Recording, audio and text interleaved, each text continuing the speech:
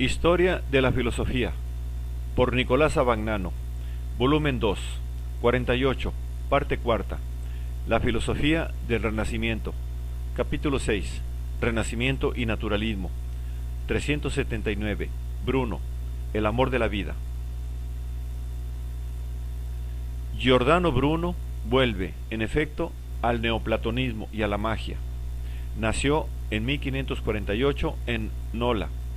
A los 15 años entró a la Orden Dominicana de Nápoles, donde, por sus excepcionales cualidades de memoria e ingenio, creció como un niño prodigio. Pero a los 18 años, las primeras dudas sobre la verdad de la religión cristiana le pusieron en conflicto con el ambiente eclesiástico, y algunos años después, 1576, fue obligado a refugiarse, primero en Ginebra y después en Toulouse y París. Allí publicó, en 1582, su comedia Candelaio y su primer escrito filosófico, De Umbris Idearum, dedicado al rey Enrique III, y allí tuvo sus primeros éxitos, pero no como filósofo, sino como maestro del arte luliana de la memoria, en la cual se inspira precisamente el De Umbris. Desde París pasó en 1583 a Inglaterra, donde enseñó en Oxford y estuvo en relación con la corte de la reina Isabel. Pertenecen a este periodo los diálogos italianos y también algunos de los poemas latinos, el de Inmenso, que después terminó. Habiendo regresado a París, fue obligado a marcharse por la hostilidad de los círculos aristotélicos, a los que había atacado ásperamente. Establecido en Alemania, 1586, enseñó en Marburgo, Wittenberg y Frankfurt del Main, donde acabó sus poemas latinos. Después aceptó la invitación del patricio veneciano Juan Mocenigo, que deseaba ser instruido por él en el arte de la magia, y se trasladó a Venecia, creyéndose seguro bajo la protección de la República. Pero, denunciado por Mocenigo, fue detenido el 23 de mayo de 1592 por la Inquisición de Venecia. Bruno se sometió. Reconocía a la religión una cierta legitimidad como guía de la conducta práctica, sobre todo de cuantos no pueden o no saben elevarse a la filosofía. La doctrina de la doble verdad, propia del averroísmo, que se apoyaba durante el Renacimiento en el sentido aristocrático de la verdad, considerada como patrimonio de los sabios, le sirvió de justificación frente a sí mismo. Pero en 1593, Bruno fue transferido a la Inquisición de Roma. Permaneció en la cárcel 7 años. A las repetidas invitaciones de retractarse de sus doctrinas, opuso siempre su negativa, afirmando que no tenía nada de qué retractarse. Y el 17 de febrero de 1600 fue quemado vivo en el campo dei Fiori, en Roma, sin haberse reconciliado con el crucifijo, del cual en los últimos momentos apartó la mirada. Los escritos de Bruno pueden clasificarse de la manera siguiente. Primero, la comedia Candelaio, de 1582. Escritos lulianos, de compendiosa arquitectura, de 1582. De Lampade Combinatoria, de 1587. De Progresso et Lampade, 1587.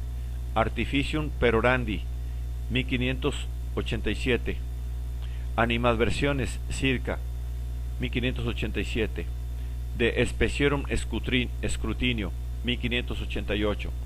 Lampas Triginta, 1590 o 1591.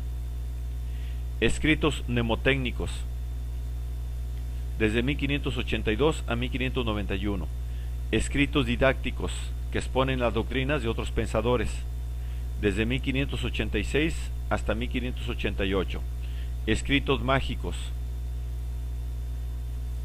desde 1589 a 1591.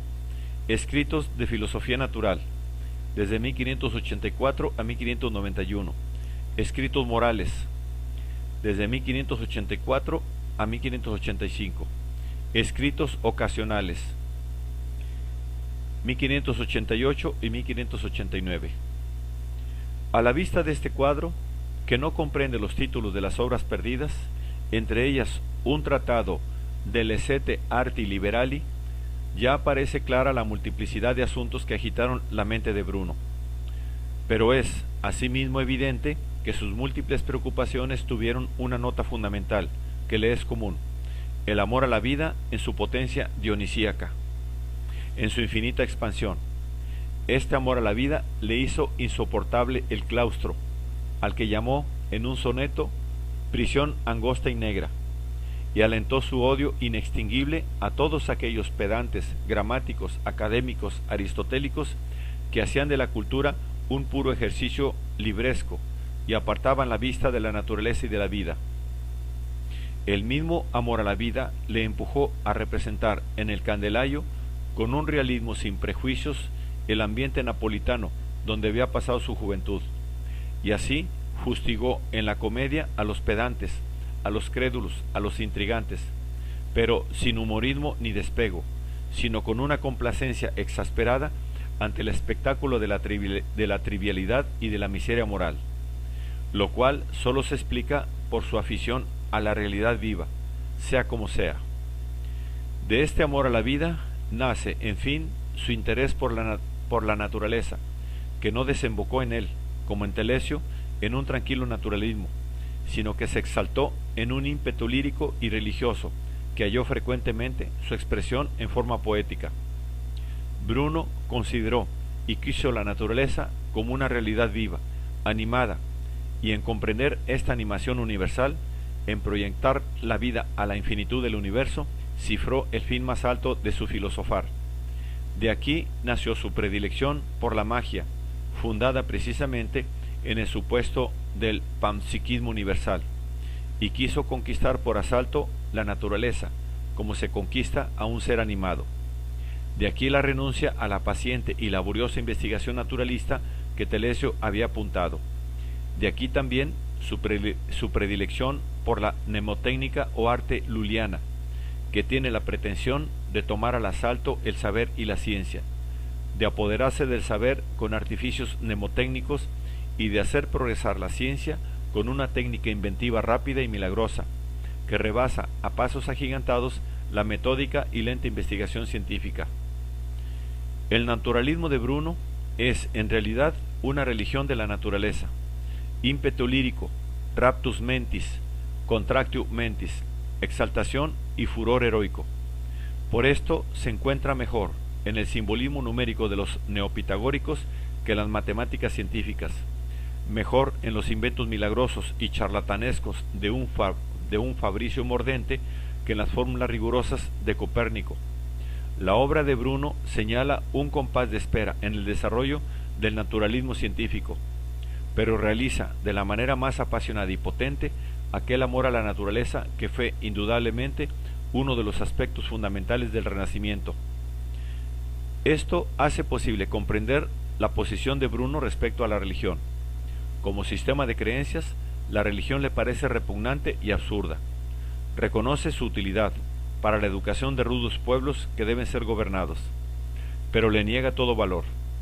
La religión es un conjunto de supersticiones directamente contrarias a la razón y a la naturaleza.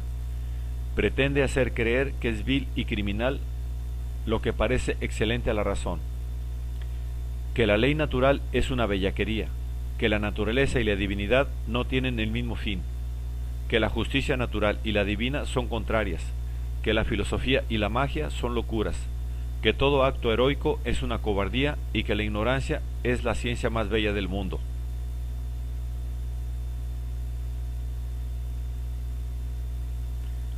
El espacio de la bestia, la cábala del caballo, la sino sillenico están todos entretejidos en una feroz sátira anticristiana que no se detiene siquiera ante el misterio de la encarnación del Verbo.